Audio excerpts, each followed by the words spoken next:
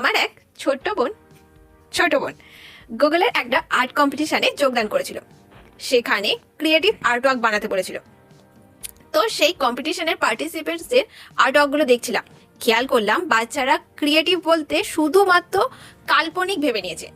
কাল্পনিক ড্রয়িং করা অবশ্যই ভালো, তবে ক্রিয়েটিভ বলতে বা নতুন কোনো স্টোরি ক্রিয়েট করা মানে কাল্পনিক নয়। তুমি নিজের অভিজ্ঞতা, প্রকৃতি বা আশপাশে ঘটে যাওয়া ঘটনাকে ভিত্তি করে গল্প বানিয়ে সেটা নিজের আর্টওয়ার্কে অ্যাপ্লাই করতে পারো।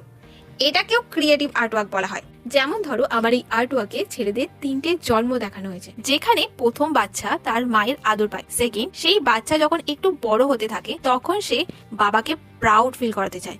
এবং সব শেষে যখন সেই বাচ্চা ছেলেটির গায়ের শক্তি আস্তে আস্তে কমতে থাকে তখন তিনি ভয় পেতে শুরু করে। এটা কারোর দাদা, কারোর ভাই, কারোর বাবা, কারোর দাদুর গল্পের সাথে জড়িত। আর ওনারা এই আর্টওয়ার্কটা খুব